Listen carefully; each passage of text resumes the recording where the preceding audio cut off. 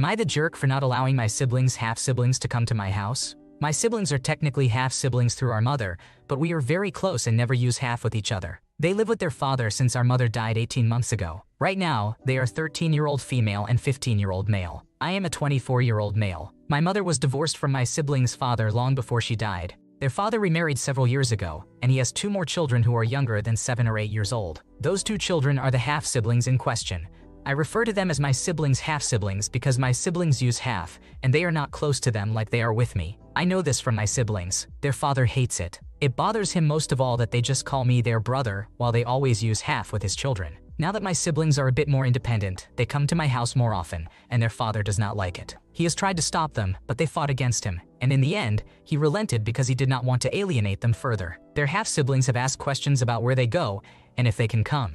My siblings spent the weekend with me. Their father called me up the day before and said his other children wanted to come and asked if I would have them Friday afternoon and that he would pick them up at 8 p.m. that day. He said since my siblings are so close to me, he thinks it would be better if I started to include his other children. I told him I was not going to have his other children over. He asked why, and I told him I am not his babysitter. He told me I never see having my siblings as babysitting, and I said it is because they are my siblings and I want to spend time with them. He told me it would bring everyone together if I accepted his other children and that letting them come to my house on occasion would be a nice start. He offered me $50 for the trouble. I still said no.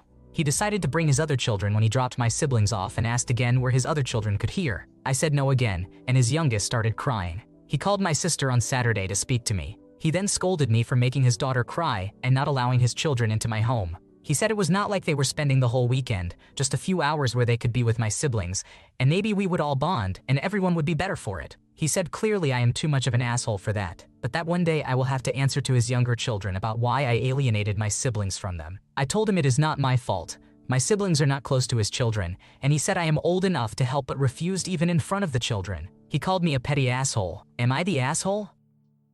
You are not the cause of this issue. It sounds like your dad is looking for a sitter and now expects you to build bonds among all of his children after failing to do so himself for 7-8 years. His daughter likely got upset because he made her expect she could come in without your consent. If he calls to yell again, just tell him you're sorry he feels that way and hang up.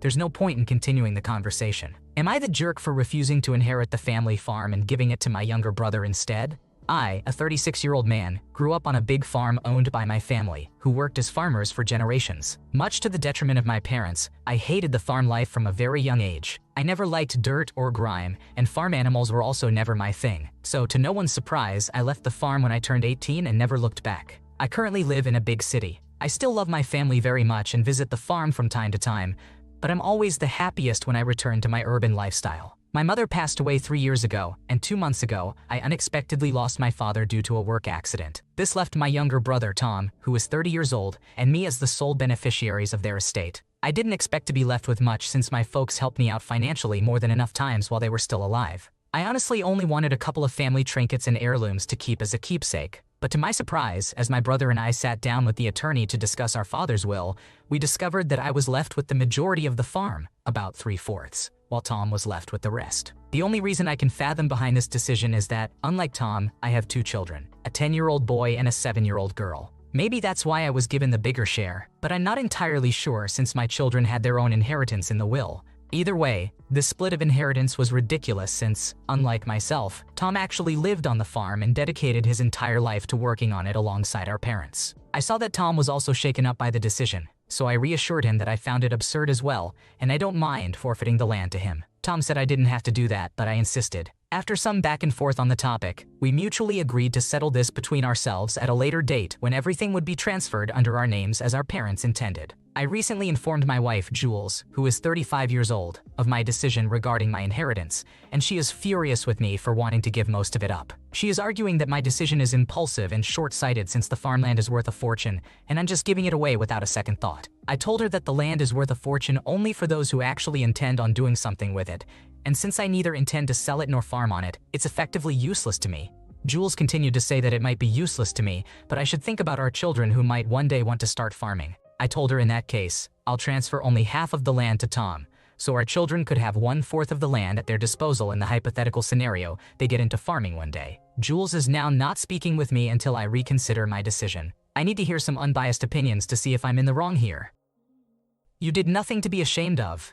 Your wife seems more focused on the money than the actual situation. You wanted nothing to do with the farm, but your brother has been taking care of it his whole life. Considering the circumstances, a 50-50 split would have been fair at the very least. The idea that your city-raised kids would suddenly want to start farming is a bit far-fetched. Am I the jerk for not having an in-depth discussion with my sibling about why I won't babysit their 2 children while they have their 3rd child? My sister, who is 38 years old, asked me, a 26-year-old female, if I would babysit her 2 daughters, who are 5 and 4 years old, while she gives birth to her 3rd child. I told her no because I do not feel comfortable babysitting them. My sister asked me why, and I explained that the girls not getting along and all the trouble between them is more than I could handle for an unknown amount of time. I told her there was nothing that would make me more willing to babysit in these circumstances. For those wondering how bad it can be between them, it is bad. Sibling rivalry, or whatever this is, has been awful between them since they started any kind of independent play. They are very mean to each other. They get very loud together because they will scream at each other and throw things so the other cannot play with it.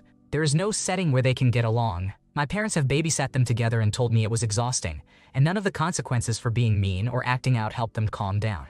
My dad said it was like 2 fighting cats, and nothing short of separating them calms things down. My sister and I went out with the girls before she got pregnant. It was just a girls' day out. I was not even alone with them then, and I still felt out of my depth. They fought the whole day. The oldest says she hates her sister a lot. The youngest is the loudest during any fight or when she is expressing an issue with her sister. The hug-it-out method that my sister and her husband use never works. They refuse to touch at all, let alone hug. They can never find a hired babysitter who will keep the girls for the agreed time. They always get called home early from dates. They have tried over 20 babysitters. My sister is aware of the problems between her girls. She does not like when anyone tries to give advice about what to do.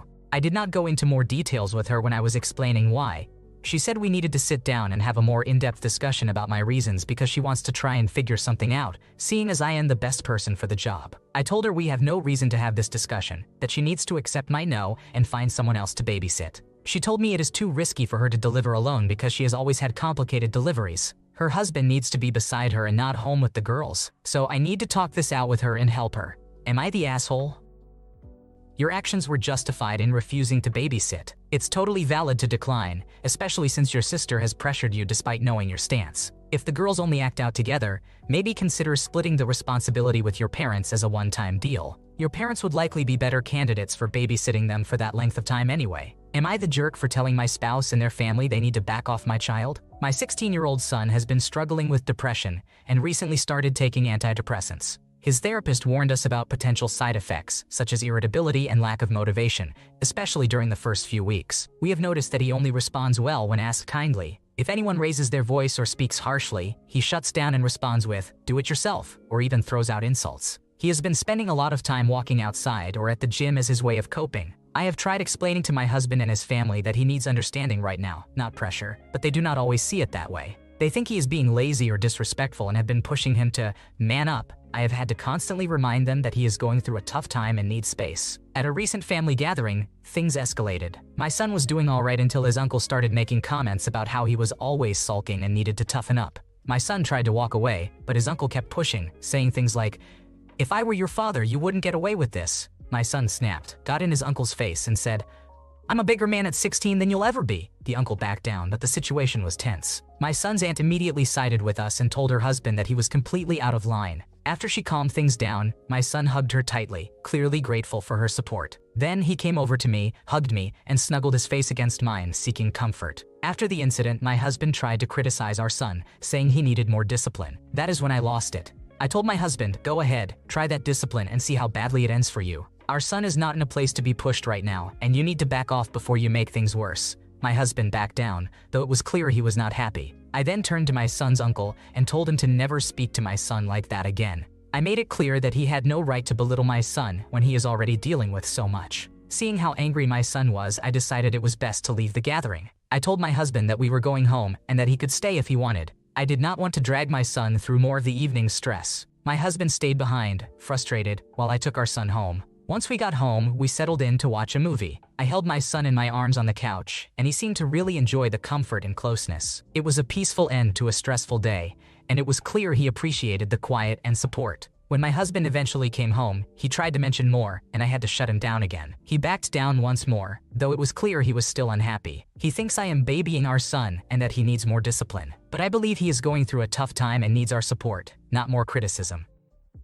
You are not the cause of this issue. Tell your husband that your son works on his own time frame and needs respect and acknowledgement as an autonomous person, not a puppet. Your son is doing exactly what he should be doing, acknowledging he needs help, seeking it, accepting it, and actively working through change. The family's arrogance and lack of understanding are making things worse. Kindness and patience are the bare minimum. Am I the jerk for not asking my parents any questions about the situation with my dad's other daughter? Let me start with the background. Dad has a daughter from his first marriage. She's in her 20s now. Mid to late 20s to be a little clearer, but I am not super sure of her age. My parents got married when she was 5. During my mom's pregnancy with me and my twin brother, there was a big fight with my dad's ex-wife. She went crazy. This all went down in front of dad's daughter. My mom ended up calling the police, and my dad's ex-wife was arrested. Dad's daughter never forgave my mom for this. I do not have a lot of memories of her living with us, but I do remember her bringing it up a lot. She used to tell mom she would have earned what she got from her mom. She called my mom a bitch a lot. She brought up the police incident many times.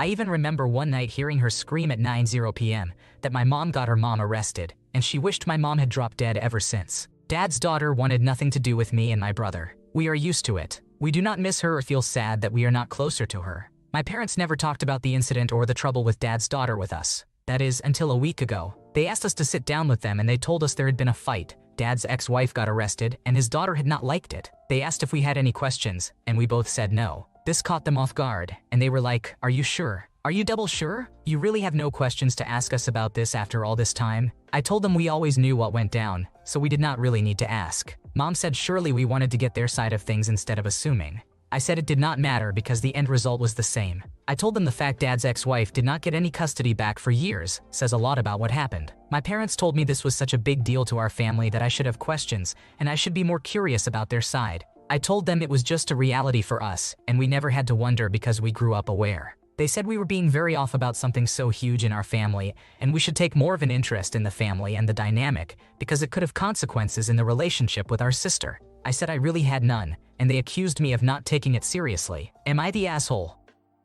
Nothing you have done here makes me think you are the jerk here. It sounds as if your parents were profoundly wounded by the event and the way your half-sister treated them. Why did they wait until now to talk about it? Perhaps they've been holding this in, and now that you are 18, they decided to tell you. All you can do is tell them what you know and ask if they want to add anything that makes a difference. Am I the jerk for asking my fiancé to take back the PlayStation VR he gave to his nephew without consulting me first? I've been with my fiancé for over 6 years, and his family and I have never really gotten along. There is a lot of drama, drug use, and toxicity in his family, and it has been hard for me to connect with them. I come from a different background, which I think has contributed to the tension.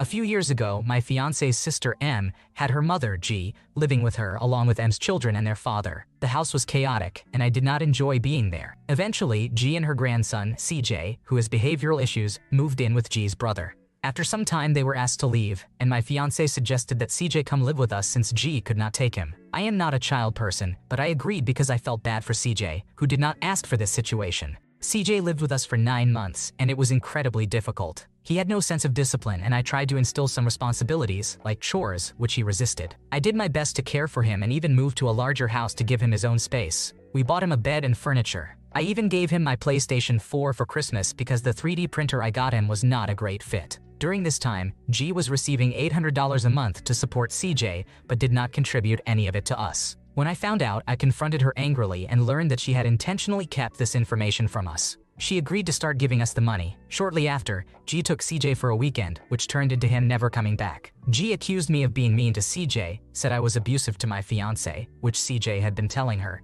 and claimed I was only after money. This hurt deeply as it was not true, and it felt like losing a child. My fiancé's relationship with his mother suffered greatly. Recently, my fiancé and G started to repair their relationship. My fiancé asked if he could give CJ the PlayStation 4, which I initially did not want to do, but I agreed. However, I later found out that my fiancé also gave CJ my PlayStation VR without asking me, which was never part of the deal. I was furious and asked him to get it back. He admitted he was wrong not to ask, but thought it was part of the PlayStation 4 package. Now I am hurt, upset, and wondering if our relationship can move past this. Am I the jerk for asking my fiancé to get back the PlayStation VR from CJ?